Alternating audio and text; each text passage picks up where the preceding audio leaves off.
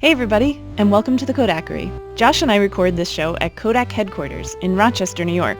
Rochester is a great city, and we're very fortunate to have a thriving creative community, in part due to the efforts of Kodak and our founder, George Eastman. Today in the Kodakery, we have with us Tara and Gordon Nelson of the Visual Studies Workshop from right here in Rochester, New York. The VSW was founded in 1971 and has worked with students, artists, and researchers, acting as a resource to further learning about printing, book publishing, film, and photography. They have incredible collections that draw people in from across the globe.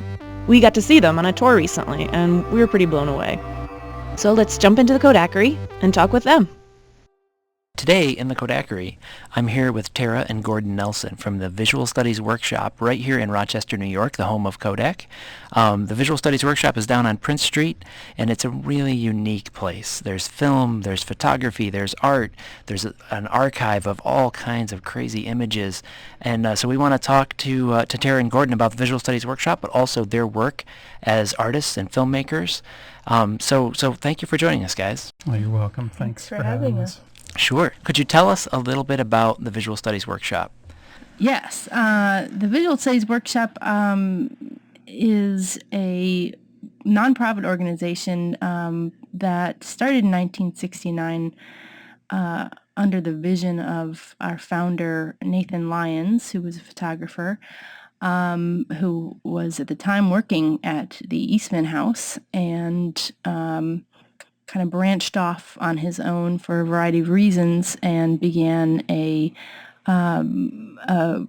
his own MFA program with the vision of studying image production, so support makers and researchers and artists who are interested in the discourse around image relationships. And of course, as a photographer, the foundation began around the discourse around photography, and it was what was happening in the field of photography at that time, in terms of the sort of amateur or street style of photography. But it quickly grew to include specifically book artists.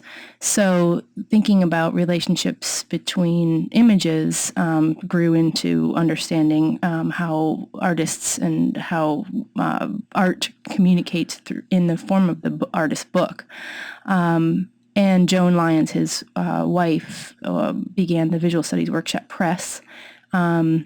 And the Visual Studies Workshop began also with a small collection, I guess, of photographs and quickly grew to include things like lantern slides. We have collections of press photography from the 30s, 40s, 50s. We have a collection of films, about 5,000 16 millimeter films. We have magnetic media, so video, about 6,000 titles of that. We have a huge collection of artists' books. I think it's around 15,000 titles there. So it's a very unique place for researchers, artists, and makers who are really interested in the discourse, image-based discourse. And when you say the image-based discourse, like what did Nathan Lyons? What is it that you mean by that? Well, he's well known for his philosophies around sequencing.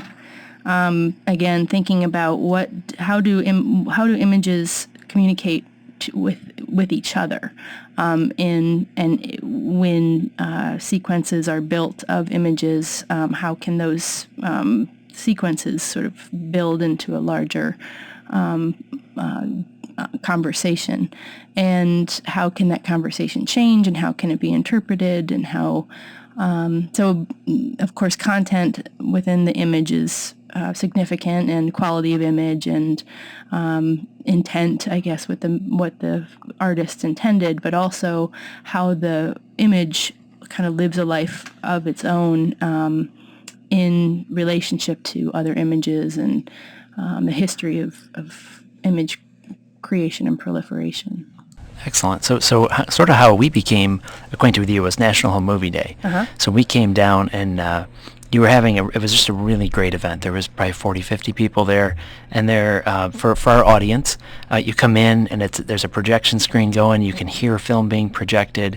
There's students working on helping people get their films ready to show, and there's an old record player playing, and you're watching films from the 50s, from the 60s, things that people don't even know what they are. And it was just a really fascinating experience to sort of almost like relive people's family legacy with them.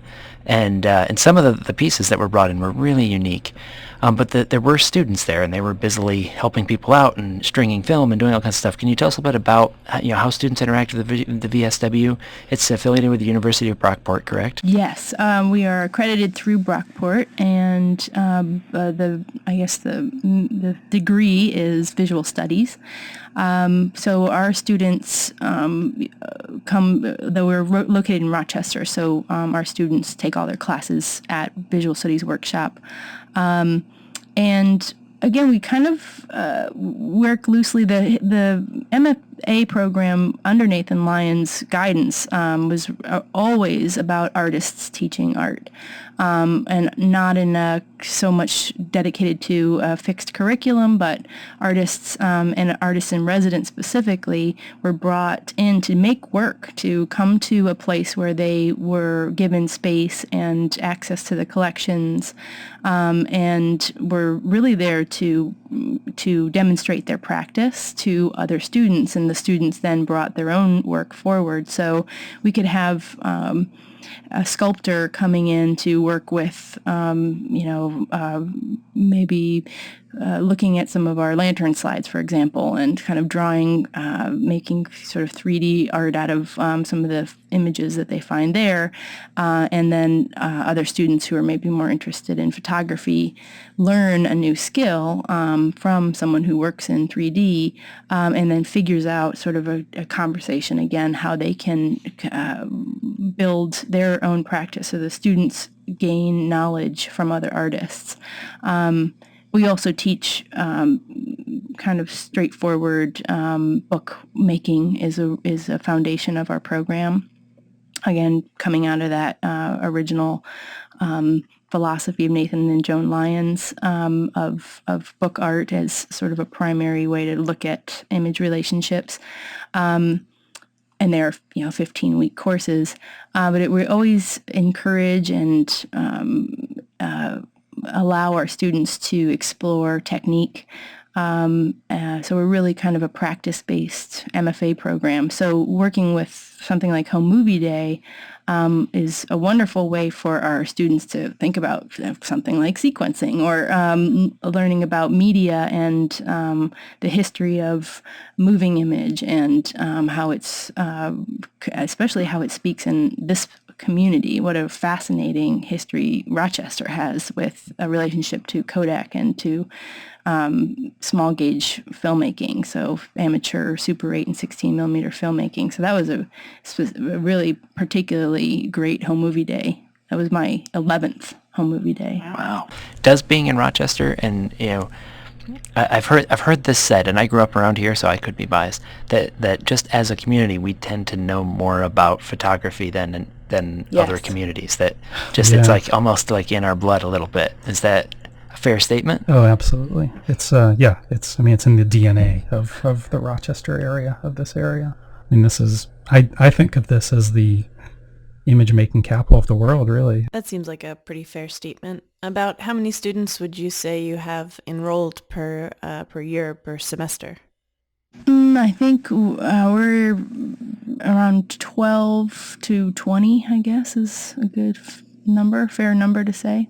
Cool. Okay. I came on as an artist in residence, so I originally was just brought in as a moving image media artist, and given a space and asked to teach a 16 millimeter workshop, and basically just keep my studio door open and help other students who might want to learn that practice. And, we did. And it's grown into, now I'm the curator of the Moving Image Collection, and I still work with students in 16 millimeter, and we'll be teaching Super 8 workshops this summer, Gordon and I both.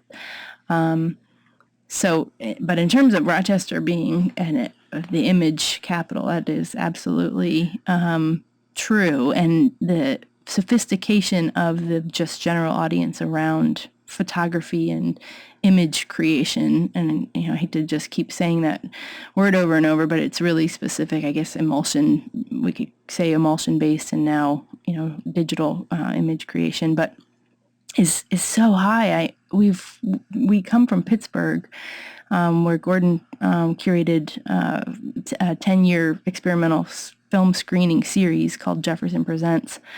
And Pittsburgh has an interesting community in relationship to film.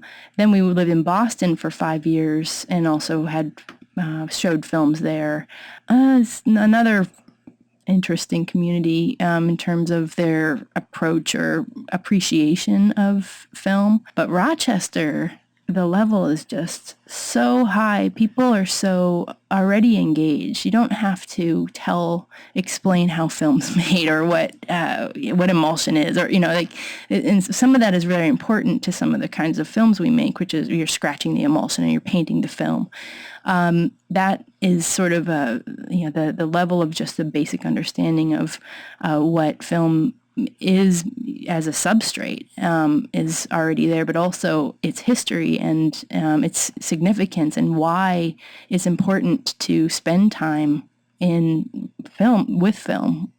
How does the VSW work with institutions, whether educational or otherwise, around the area, around the region in Rochester?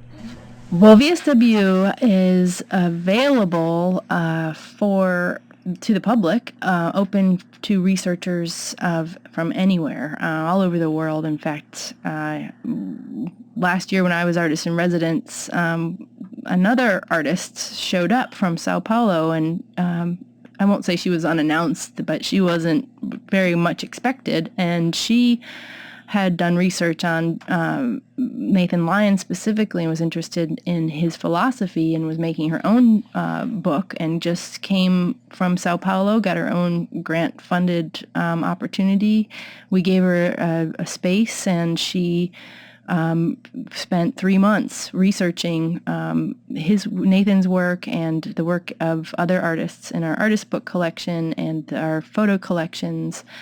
She had full access as a researcher and as an artist, and then she produced this incredible body of work. Her name's Inez Bonduki, and ended up making her own artist book of her photographs at the end of the 3 months, and then we gave her a gallery show, and it was a fantastic experience. And we're open, people can find us that way via the internet, of course, but here in Rochester, we have very strong ties to RIT and to University of Rochester and to George Eastman Museum, and also to the Selznick School. The students who helped on Home Movie Day were there as a project through the L. Jeffrey Selznick School of Film Preservation, and they come to do volunteer hours and help with our cataloging efforts in our film and video collection.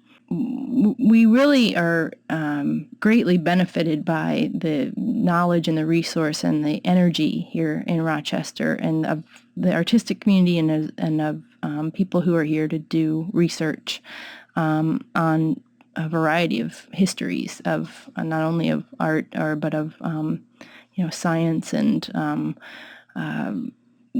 journalism and so forth. And our collections really speak to a large group. We have over 50,000 lantern slides from MoMA, and we also got a large collection of lantern slides from the Buffalo Historical Society.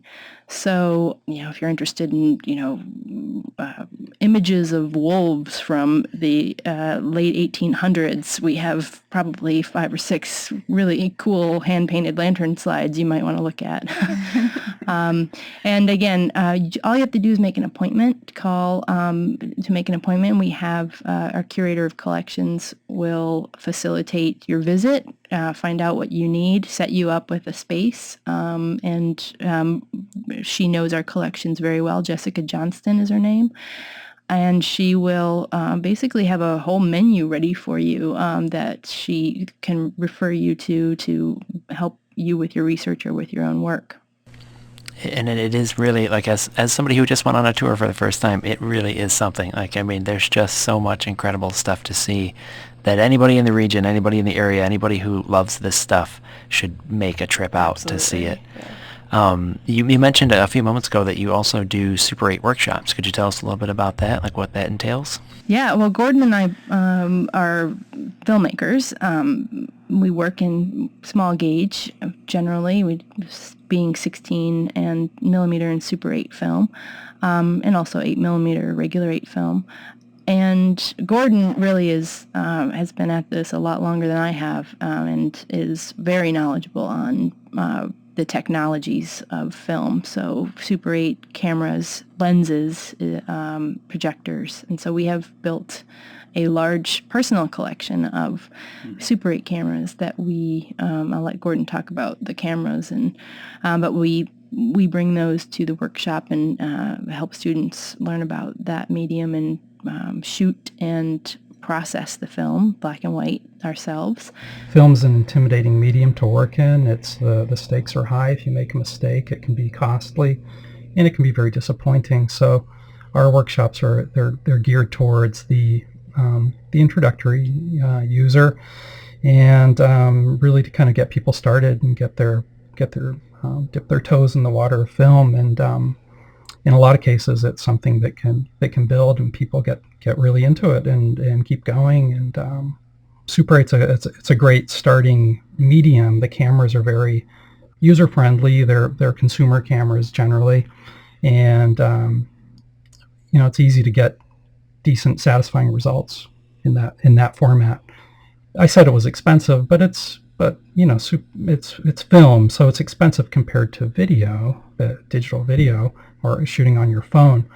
But it has that look. It has that look of film that can't be approximated. It's quite priceless. What happens in these workshops, having done them now, I don't know how many times we've done them, several, is you kind of go through a process where people are really excited, and then when you start to tell them how about measuring light and sort of kind of get into some of the technical things that aren't part of our culture these days, they get a little scared. Honestly, they're sort of wane a bit, and then they go out and they shoot. And the problem that students generally have is they don't get to see it immediately. They don't know if they messed up. And so there's this sort of moment of suspension that's quite sustained when you shoot film that ends up being the most magical moment, because you make the movie in your mind.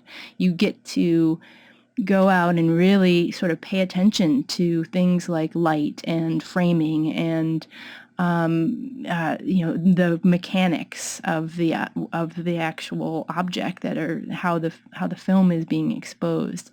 And in that type of attention, you're building in your mind the movie that you're making. You can see it without seeing it. And there's that, and across the board with students of many generations, that seems like a scary moment or an obstacle or challenge.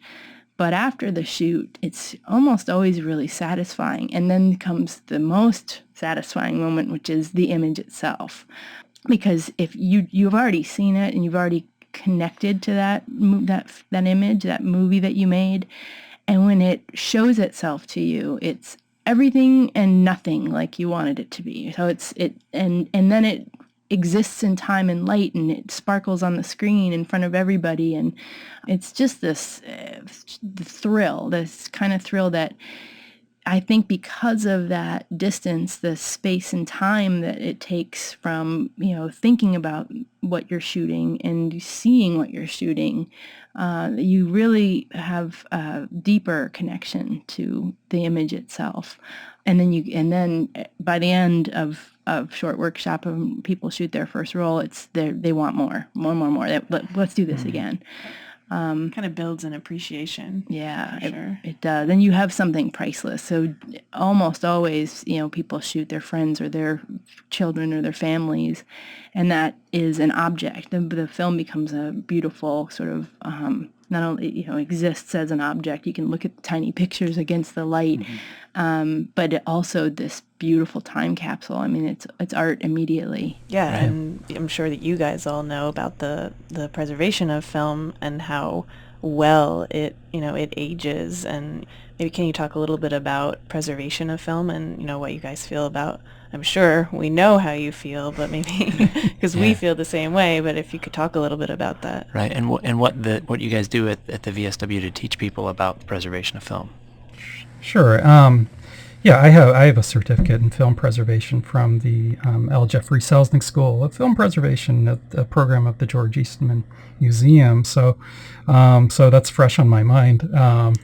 And film preservation is, the medium is, there's fragility there, but it's also in many ways there's a robustness to the medium too. So there's a sort of dual thing happening with film. It can be handled. It's designed to be handled and run through projectors and run through machines, but we know it's in jeopardy too. There are ways to mishandle film, and that's a big problem. We're a lot of times we're losing our cultural heritage with stuff not being stored properly, or just stuff not being cataloged. And there are many stories of lost films, and that's it's a very sad thing, a great cultural loss to our civilization, I think. But film preservation is, it's just something that it's everyone who has film. I think it's important for them to be aware of the issues, storage climates, containers that you put your film in. All of these. There's a long list of things that you can observe in terms of like keeping your film to last a lifetime and longer.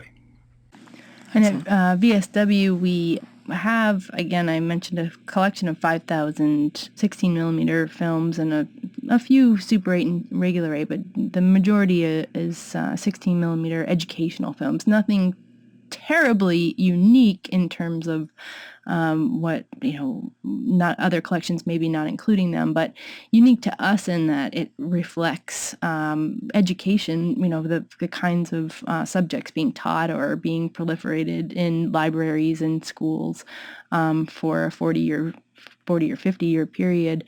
And we always encourage our researchers to learn about how we want the film to be handled before they come, but definitely when they come to Visual Studies Workshop, they are shown basic film handling techniques in order to have access in the first place. And in 2016, Visual Studies Workshop will offer digitization services for non-exhibition purposes, so only for research purposes. But we'll have the ability to get a transfer made on location for people who may want to see, a specific film from our collection. Also, some of our magnetic titles as well. And in doing so, I think that's going to really open the doors for a lot of artists and researchers who, while they may be interested in a title, don't know how to access the image itself or use a projector or maybe even have the ability to find a location to show those kinds of films. So those digitized versions will be available on our website as we build towards that. Wow, that's going to be fantastic. That'll really open up what you guys have for a much wider audience to take part. That's going to be really great. Yeah. So both of you have mentioned that you're filmmakers. You were an artist in residence before you started working at the Visual Studies Workshop. Could you tell us a little bit about your film and your art and the things that you guys are making? Yeah, I'll start, I guess, because I've been doing it, I guess, longer. but we work together too. So I'll try to bring it back to when we began collaborating. I studied filmmaking in college a long time ago, back in the 80s, and my degree is in film production and cinema, and it was a BFA program. So I was able. I looked at film as an art form. And in the program I was in, film was sort of in the same neighborhood as sculpture and painting and drawing and the fine arts. So it was considered a fine art. It wasn't like mass media, mass communication, commercial filmmaking. And so that was my background, looking at film as an art form. And my initial attempts at filmmaking were to complete art pieces and to use the camera as almost like a paintbrush, and to sort of really work in fine artist fashion with the medium. And I was inspired a lot by seeing experimental films at that time too, and that sort of set me on my path of not looking at film not as, sort of, I mean, I think that it's easy. When I was young, maybe I thought of film as, it's a way to tell stories, or a way to, communicate those kind of ideas. And I love those kind of films, documentary and narrative film, but I found something about experimental film really appealed to me, and that's what I want to make. And that's that was my approach early on. And the first medium I was exposed to was Super 8. That was it was a great medium to sort of start out with as a student back then. And I've never sort of let go of Super 8. A lot of people graduate from Super 8, quote unquote, and they move into other formats, 16 and 35. And I shoot 16 too. But Super 8 is a medium that'll always be something. As long as it's still available, I will shoot it. And so that I've done that a lot, and sort of that background in experimental film led me into career paths of getting into teaching. I've done a lot of teaching, and then also curating. And in Pittsburgh, where I'm from, I was curating a program there in the 2000s called Jefferson Presents. And we would show monthly experimental film screenings, and it was very avant-garde. We would rent material from the New York Filmmakers Cooperative and Canyon Cinema, two of the big depositories of, or distributors, I should say, of 16 millimeter avant-garde film. And we did monthly screenings, and I think what we did was build a community, or try to help build a community of experimental filmmakers and film activity. And that community was how I met Tara. And so... and that's how I got my education in experimental film. I was working in other fields and had always been interested. And this monthly series went on for 10 years. And so to go for 10 years, once a month, and they went through the most comprehensive look at classic and contemporary avant-garde experimental cinema that's available in the Filmmakers Co-op. We saw everything, and we I say again, because we were a community and of people who just came and sat and watched and booed and hissed and yelled and screamed and laughed, and it was a real active space of artists. And then we responded by making our own work, and every year we would have our own local screening, and it was a really fun and inspired community of artists, and we so Gordon and I met each other there. And I really credit, that community lives on today. I can name a few well-known filmmakers in contemporary way: Jesse McLean, Eric Fleischhauer, Olivia Chumo. These are Pittsburgh filmmakers, experimental filmmakers who have gone off and are making really exciting work in other cities. But the community lives in our work. So because we kind of met in that way, I think collaboration has come naturally. Gordon, again, his knowledge of the technology of small gauge cinema, everything from splicing and fixing bulbs and projectors and belts, and just gave me access to be really engaged at that level with the process of film projection. So our work has a lot to do with projection performance. We create Super 8 and 16 millimeter films, but also we do our own soundtrack, and there's always a live element that requires our presence, which is great, but it can get in the way of distribution. But we do live editing. So we'll show 2 films at once where we block half the projection of one and allow the light through for another to kind of do this mashup of 2 different films at one time, a variety of things. And we call our program, which changes every time we show it, we call it Movies from the Multiverse.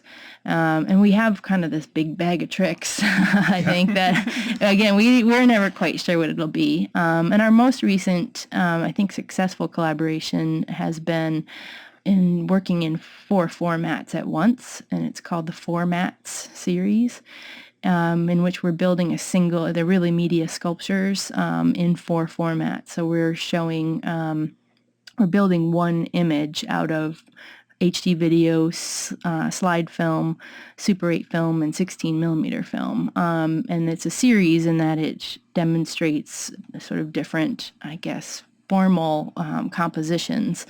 So in the way that the actual elements are arranged. And there's a vertical composition, which is of the Kodak building. And that piece really took us very, very far. I actually made that, Gordon and I made that while I was at Visual Studies Workshop as artist in residence, showed it here in Rochester first. And the piece stands anywhere between 12 and 20 feet, again, because of the 4 formats, literally looking at the Kodak building section by section. And it went to New York City. We showed it at Mano Noa Ware 2014, which is a cinema film-based performance exhibition that happens every year in December. I showed it at the Dallas Medianale, and that was installed for 2 months, which to have a Super 8 loop and a 16 millimeter loop and a slide projector and a video projector looping in a gallery for 2 months, it worked. It happened. So those naysayers who think that, it's really prohibitive or impossible to show work in this way, they don't know what they're talking about. They're not trying. And it's the question of belts and bulbs and electric plugs and, machinery, yes. But I've never been more alienated from my artwork more than when I am in a screening room with just a digital projector that just won't come on because you can't even get to the thing. Like, it's mounted on the ceiling and you're pushing a little piece of plastic button. And if I could understand more about the machine, I could use it as an artist. And that's what Gordon and I do, and is communicate and collaborate really with the mechanics of cinema in a projection space with an audience. We're always on the floor with the audience. We're always, not in front of the audience, but with the audience as part of, the spectatorship is very important to us. It's a really interesting mix of the science and the art. I mean, what's behind not just the film, but also the actual technology needed to record it and project it. And just to hear you guys talk about how completely across the board you're interacting with almost all parts of the project, it's fascinating. And I had a chance to see online, which I know does not do it justice, the Kodak Tower project, and it's really cool. Like, I would love to see it in person. So inside this kind of the film as art world that you guys are a part of and the community that you're a part of, what are the trends that you're seeing? Like, what are the things where do you see this kind of going, and what are you currently working on?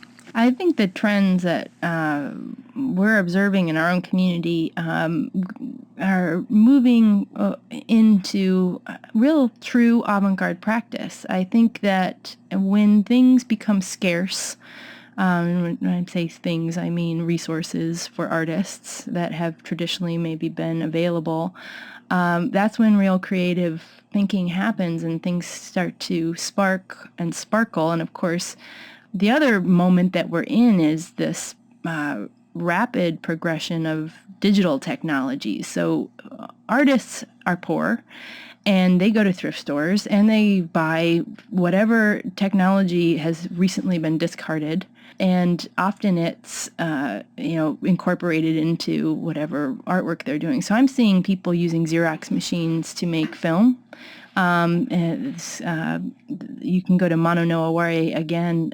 That's Mononoaware. So some people say Mononoaware, but that's they do an exhibition every year, but they also teach classes in Brooklyn in things like making your own emulsion, handmade techniques. So I took a handmade emulsion, make your own emulsion class. We learned how to mix our own black and white chemistry or black and white emulsion and actually coat the film, sort of substrate of the film, feed it through a 16 millimeter camera, come back, process it, and watch it that night. And it looked amazing. I mean, it looked weird, but it looked amazing. And that was done with real DIY kind of home chemistry set stuff. And again, when it seems like you may not have the access that you once had, I think is when people start to learn things like, well, how do you fix projectors? How do you use a film camera? And then because they're becoming available to artists, and then artists start to modify projectors, and they start to really do interesting things with media, with sculpture and light, and sort of thinking about film in a new way, in a way that is more accessible to them. So again, I guess I could say, like, our own work, I'm really attracted to building one image in 4 formats as a way to demonstrate the difference in what Gordon was mentioning, the quality of light.